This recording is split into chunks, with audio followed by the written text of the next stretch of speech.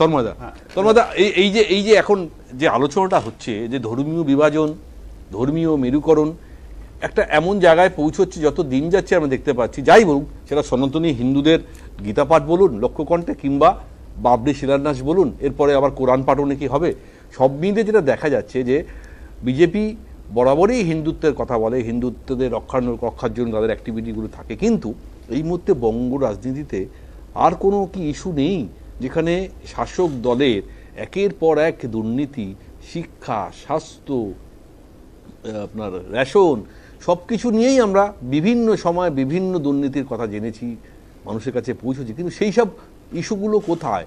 আপনারা যদি সত্যি সত্যি মনে করেন যে হিন্দু আর মুসলিম এই ভাগাভাগির মধ্যে দিয়েই আমরা এই রাজ্যে সরকার গঠন করতে পারবো, সেটা কি সত্যি সঠিক পথ হবে? বাংলার জনতার কাছে কি সঠিক বার্তা পৌঁছানো যাবে?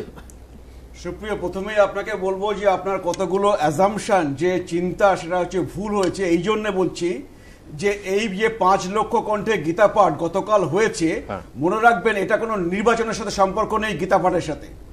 2022 সালে গীতা পাঠ হয়েছে, 2023 সালে ওই ব্রিগেডে 1 লক্ষ কণ্ঠে গীতা পাঠ হয়েছে, 2024-এ উত্তরবঙ্গে হয়েছে, 2025-এ আবার হয়েছে। আমি মানছি নির্বাচনের সঙ্গে সম্পর্ক নেই, কিন্তু এর সাথে বিজেপির সাথে কোনো সম্পর্ক নেই, ওখানে কোনো বিজেপির পতাকা নেই, কেউ ওখানে বলছে না যে আপনারা যখন গীতা পাঠ করবেন 2026-এ গিয়ে বিজেপিকে ভোট দেবেন, বলছে না।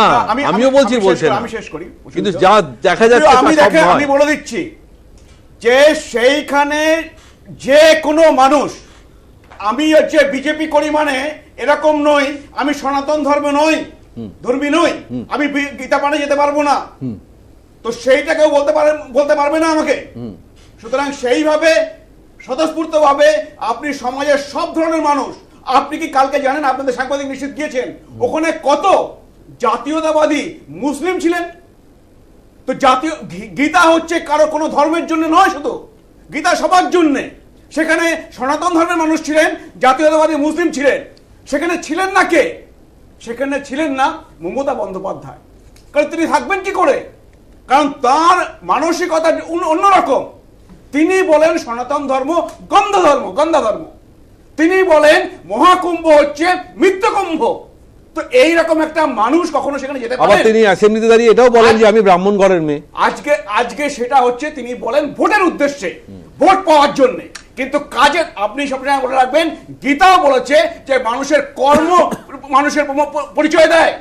তো তার কর্মটা কি দেখছেন? তিনি বলছেন নাকি বিজেপি ওটা করেছে। প্রথম কথা তো আপনাকে বলে দিলাম বিজেপির ওখানে কিছু নেই। আর তারপরে আমি আপনাকে বলছি, আমি তৃণমূলকে প্রশ্ন করছি, রেড রোডে যখন হচ্ছে ঈদের দিনে নামাজ হয়, সেখানে যখন তৃণমূল নেতা মন্ত্রীদের দেখা যায়, সেখানে যখন মমতা বন্দ্যোপাধ্যায়কে দেখা যায়, সেটা কি তৃণমূল করেছে? সেটা কি তৃণমূলের নির্দেশে হয়েছে? তাহলে বলে দিন রেড রোডের নামাজটা ঈদের দিন হয় তৃণমূলটা অর্গানাইজ করে, বলে দিন যে আমরা ওই জন্য ওখানে যাই, এখানে যাবো না। রেড রোড তো কার্নিভাল হয়। আমি আপনাকে বললাম যে তৃণমূলের মুশকিল হচ্ছে যে এখনো হচ্ছে আমাদের রাজ্যটা মুসলিম মেজরিটি হয়নি। তৃণমূলের বক্তব্য ঘুরিয়ে বিজেপি এটা করাচ্ছে। সুপ্রিয় শুনে নিন এটা, যে আপনি দেখবেন যে তৃণমূলের এখনো হিন্দুদের ভোট কিছু প্রয়োজন, আর সেই জন্যেই ওই কার্নিভাল হয়, সেই জন্যেই এই হুমায়ুন কবিরকে সমস্ত সাম্প্রদায়িক কথাবার্তা বলতে হচ্ছে দেওয়া হয়, কোথাও কি আপনার মনে হয় হুমায়ুন যদি সত্যি সত্যি নতুন দল গড়ে, তাহলে সংখ্যালঘু ভোট কিছুটা হলেও তৃণমূলের থেকে সরে যাবে, যার ফায়দা বিজেপি পাবে? দেখুন, এটা পুরোটাই তৃণমূলের নাটক। এই জন্য বলছি, আজকে ওখানে বাবরি মসজিদ শিলান্যাসে পুরো প্রোটেকশন কে দিল? প্রশাসন, তৃণমূলের প্রশাসন দিয়ে, যাতে সুন্দরভাবে জিনিসটা হতে পারে। আজকে আপনি জানেন এই হুমায়ুন কবির নিজে মুখে বলছেন যে 2024-এর নির্বাচনের আগে মমতা বন্দ্যোপাধ্যায়ের নির্দেশ ছিল, সেই জন্য তিনি ওই কথা বলেছিলেন 70% হিন্দুকে ভাগীরথী জেলে ভাসিয়ে দেবো। এইরকম একটা কট্টর সাম্প্রদায়িক মানুষ তিনি, আর তার সাথে বিজেপি থাকবে। আর আপনি জানেন হুমায়ুন কবির হচ্ছে আরো হচ্ছে একসময় আপনাদের দলে ছিল, এটা তো অস্বীকার করা যায়, আপনাদের দলেও গেছিল, আবার আপনাদের দলে ছিল কয়েকদিন, ঠিক কথা। সেটা খুব কম সময়ের জন্য তিনি এসেছিলেন, তিনি বুঝে গেছেন বিজেপিতে এই সমস্ত করা যাবে না, তিনি বিদায় হয়েছেন। তাতে এইখানেই শেষ। কারণ বিজেপিতে অনেকেই আসে, কিন্তু বিজেপিতে বেশি দিন থাকতে গেলে বিজেপির আদর্শ চলতে হয়। তখন রাষ্ট্রবাদী ছিল। বিজেপির আদর্শে না থাকতে না, পারলে তখন রাষ্ট্রবাদী ছিল। মুসলিম আমাদের বলতে, মুসলিম মাঝখানে কথা বললাম, মুসলিমরা আমাদের দলে আছে, আমরা তো বলছি আছে, না। আছে, আছে, নিশ্চয়ই কিন্তু আছে। তারা হচ্ছে যেই হবেন তাকে জাতীয়তাবাদী মুসলিম হতে হবে। বিজেপি এবার যদি কেউ বলে জাতীয়তাবাদী। প্লিজ দেবো তুমি না, না, না, অনেক বেশ, সময় বেশ, বলে- বেশ, না, না, অনেক না, বেশি বেশ, সময় বেশ, বলে- বেশ, না, না, বলতেই হবে। বেশ। জাতীয়তাবাদী প্রমাণ না, না, বলবে বিজেপি অনেক কথা বেশ, বলবে। বেশ, জাতীয়তাবাদী। এটা রাস্তা নয়। হ্যাঁ। প্রমাণ কথা বলো। বেশ রাষ্ট্রবাদী। বেশ বেশ বেশ বেশ আপনার শেষ হয়ে আমি আমি আমি জাতীয়তাবাদী হ্যাঁ, বিজেপিকে ভোট দিলে জাতীয়তাবাদী জাতীয়- মুসলিম দেবো, বেশ, বিজেপি বেশ, আছে। আপনার কথা আসবো। আর এইটা যেটা করা হচ্ছে এটা পুরোটা তৃণমূলের মদতে হচ্ছে, কারণ এসআইআর এর আবহে তাদের এই রকম ধরনের স্ট্র্যাটেজি নেওয়া হয়েছে যে এইভাবে হুমায়ুন কবিরকে এবার ব্যবহার করো, তাহলে হচ্ছে আমাদের হচ্ছে এই যে ভোটের ভাঙন হতে পারে। বা আপনি যেটা বলছেন ওরা দেখে নিয়েছে যে 2021 সালে আইএসএফ হলেও ঠিক। ভোট ভাঙন ধরাতে পারেনি, তো তারা এখন চেষ্টা করছে যে হিন্দু ভোটটা যেন একটু বাড়ে, সেই জন্য হ্যাঁ,